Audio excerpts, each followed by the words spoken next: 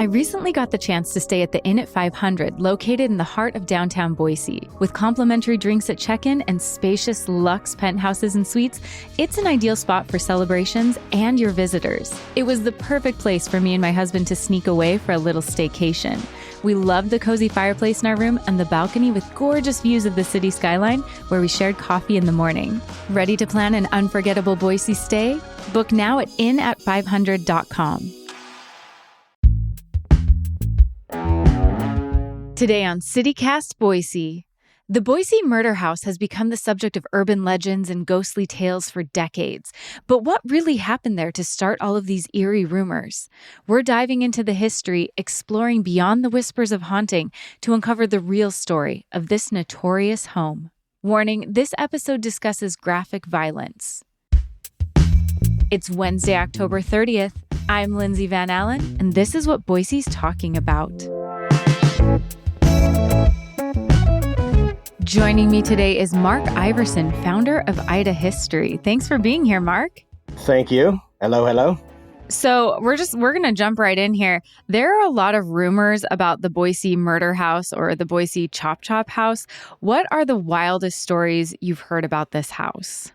Oh, nobody really has it right. Of course, it's said to be haunted.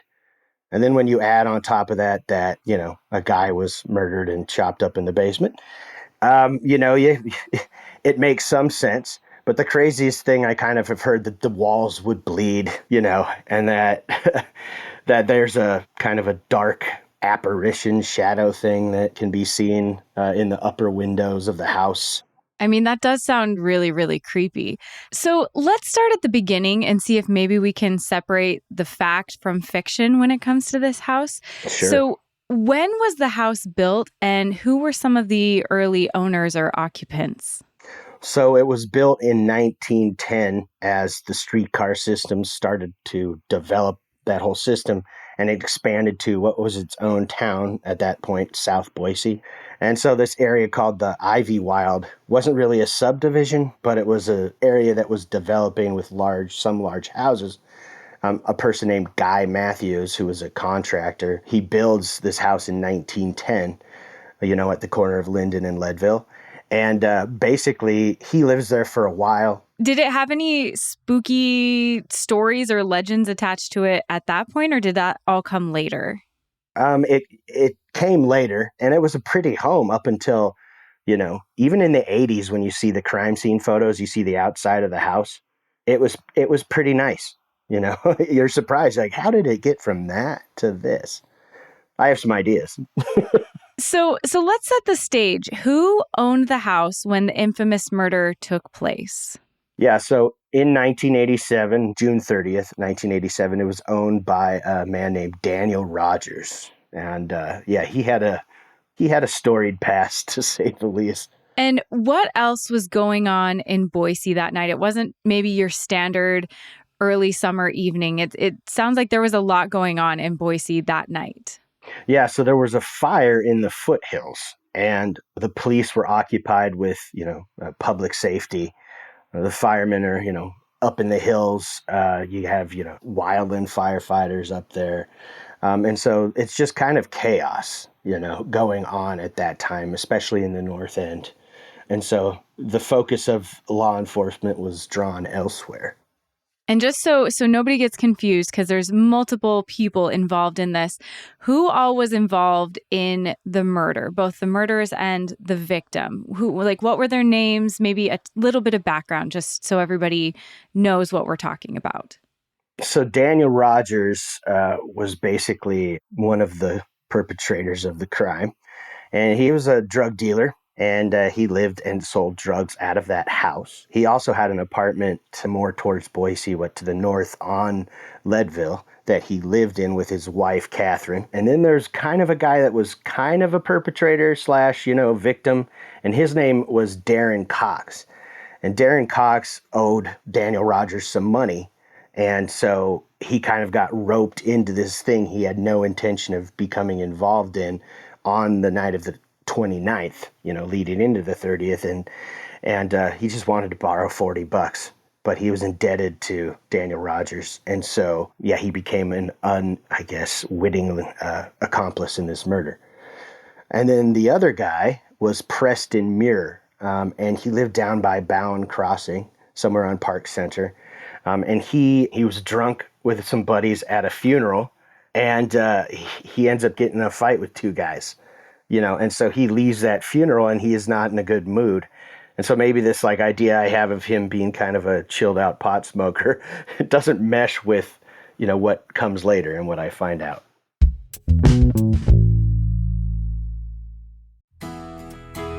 This episode is sponsored by BetterHelp.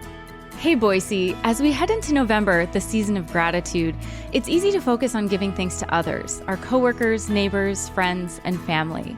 But how often do we stop to express gratitude for ourselves? Taking care of you is one of the best ways to show up for those you love, and therapy is a powerful tool to help you learn to do that. This is where BetterHelp comes in.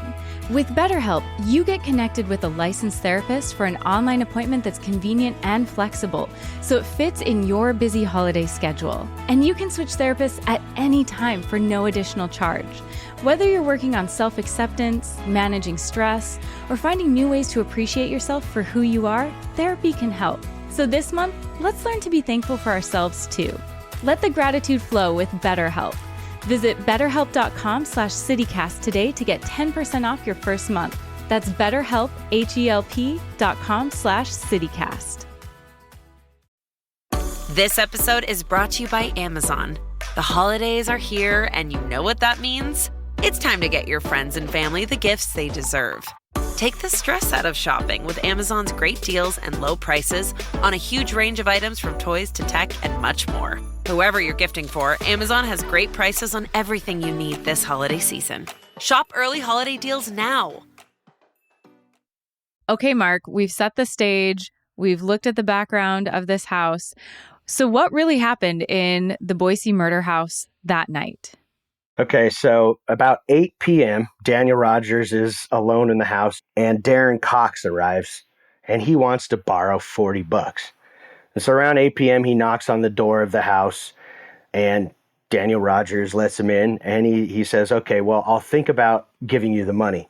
But he had $3,000 worth of cocaine, weed, and I think firearms stolen from him.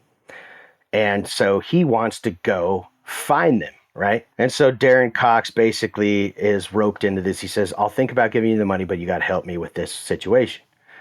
Previously to that, Preston Muir, who had been drunk at a funeral, right? He'd gotten back to his sister's place, her apartment, and he'd just beaten up the wall. He's in a bad mood. There's blood all over his room from punching the wall. And so he gets a phone call just after that by two guys looking to beat him up. And he's like, we're going to kill you. We're going to beat you up. We're coming for you. What he ends up doing is calling Cox or Daniel Rogers and now Cox and saying, come get me. I know where your drugs and money are.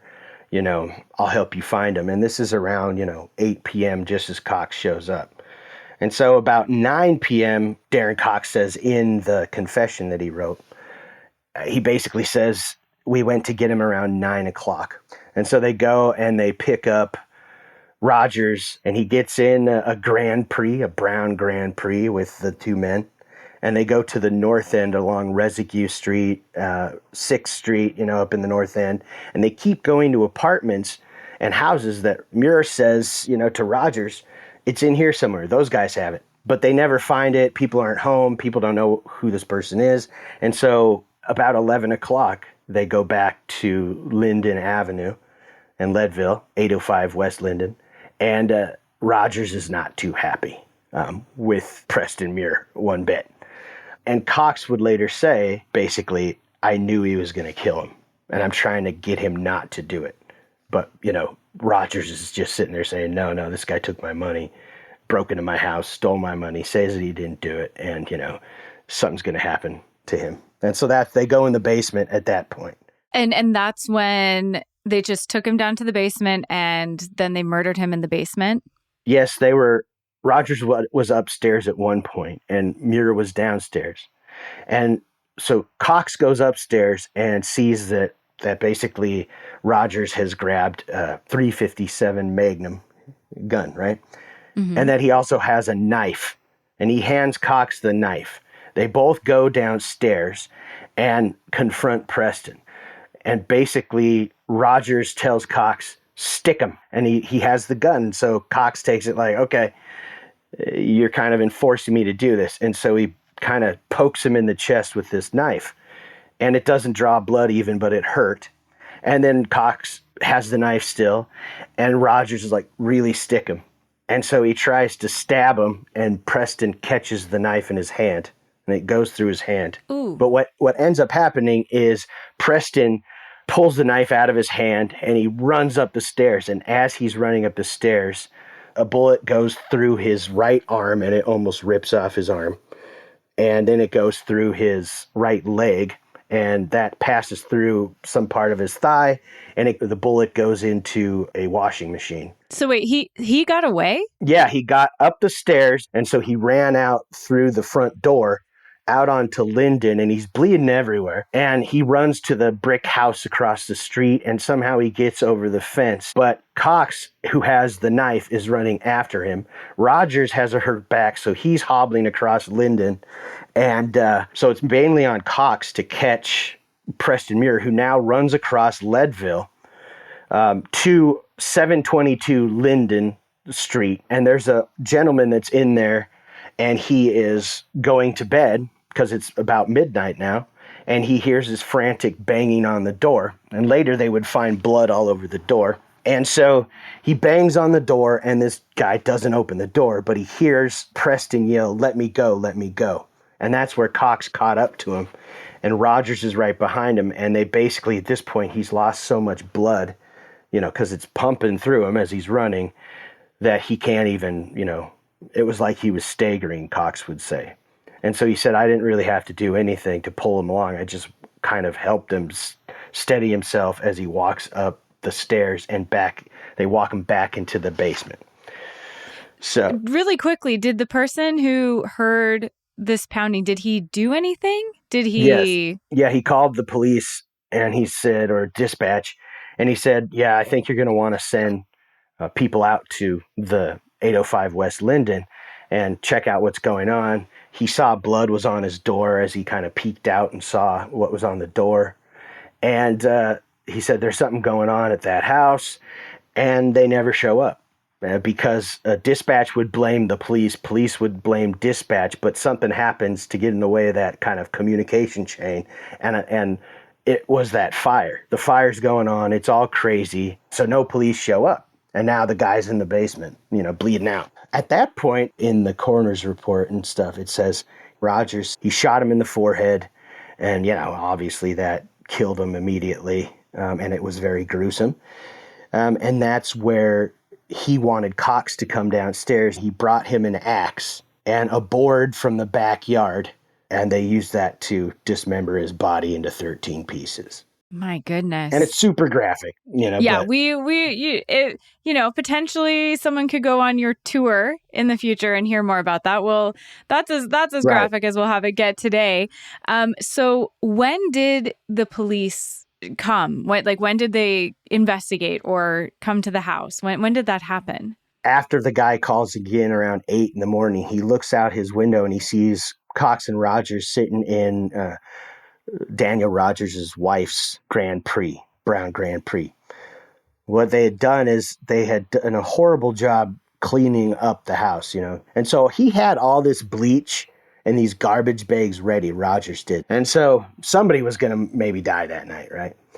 And so they took the bags that they put him in, and they put Preston in the back of the Grand Prix in some sort of large kind of tote. And then they were rinsing down everything with water, but it wasn't getting the blood out because it was dried and it was congealed. And so people would say that they saw them going down the street with jugs of water and buckets and trying to get the blood off the concrete because it was all over the neighborhood. He's just tons of blood. And so after that, they try to clean up the inside of the house. They bury the axe in the backyard only 4 inches under the soil. That's not very deep. Right, not very deep.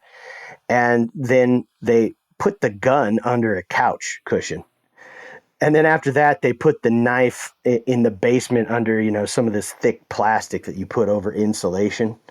And that's it. So when did the police come? The neighbor had to call again the next morning before they came? Yeah, so after they get back from throwing them in Brownlee Reservoir, they've been driving all night. They take them through Payette and Weiser and then out through, I think, Cambridge. And they went down and they threw parts of him in the river. And then, part of him, his core section, wouldn't sink. So they buried that up on a hill, basically, or just chucked it. And then they drove back through Meridian and chucked some of the bloody clothing and stuff in a dumpster. And so when they got back to the house, they'd done all this, and it was 8 a.m., and they were sitting there talking about what they should do now. And that's when the guy saw them just parked out in front of the house. And so, he calls the police. The police come. Now, in the meantime, Rogers drives Darren Cox down to Boise Avenue somewhere by that Circle K. And he drops him off and he says, I think we got away with it. And Cox is like, no, we didn't. Are you serious? And Cox walks off. He walks home. And Rogers goes to his apartment on Linden Avenue and gets his wife, Catherine. And so in the span of an hour, when they get to the house, Rogers walks through the yard with his wife and says, oh, we just got back from a trip, basically. Why are you guys here? Well, the police had quickly got a warrant because they found blood all over the place, right? They go downstairs and they find 13 pounds of marijuana and some cocaine. And so then they arrest Cox and Rogers for all these drugs. And they're like, we're pretty sure that you killed somebody down here because there's all this blood, but they don't have a body at this point.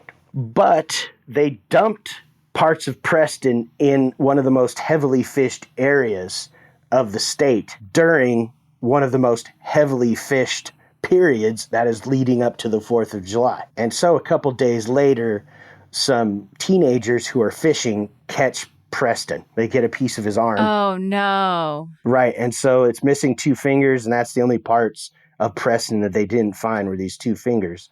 They found the rest, and they found the torso. And so now they have a body to link to the crime, and they connect the dots, and they basically say like, okay, we have the murderers. And were they tried and convicted? Yes, but Cox basically turns against Rogers. Rogers tries to say that Cox is the one who shot him, but the pieces match what Cox is saying eventually. And so Cox gets 6 years in prison. He gets out by 1993. And Rogers gets a first-degree murder charge, and he is given life in prison. And what happened to the property after that? Because people usually aren't excited to purchase a house where a fairly gruesome murder took place. So what happened to the house after that? So that's when the current owner in 88 buys the house for something like, he says, $68,000. And he basically owns it. He lives there on and off. He rents out part of it. And now if people say it was a frat, it never was a frat, But this makes sense because young people in their 20s live there. And so they would have parties. They had a fire pit, they said, that they put out front. They said they did Ouija board stuff in the basement. And they said that they had things like doors fall down that were kind of doors off their hinges that were just leaned up against the hallway that would fall down on their own.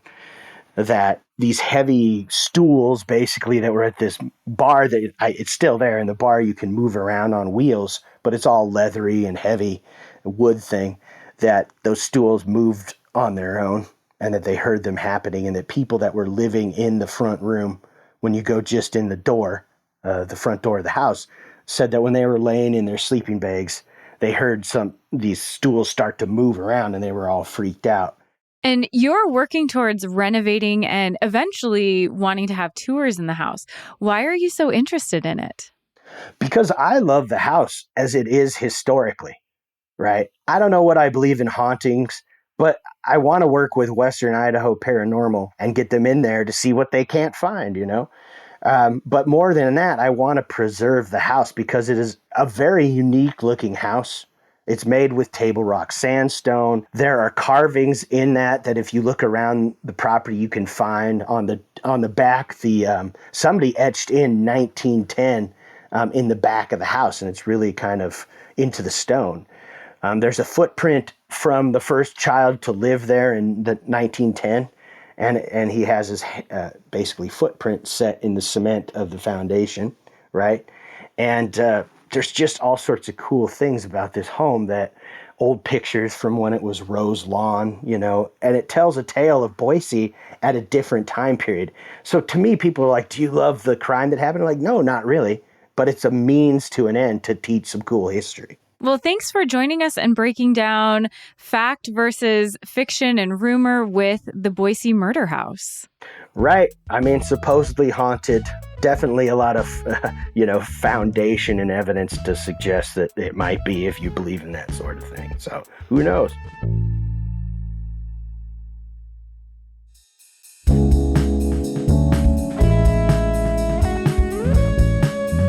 That's all for today here on CityCast Boise. If you enjoyed the show, why not subscribe to our Hey Boise newsletter? We'll be back tomorrow morning with our November guide. See you then.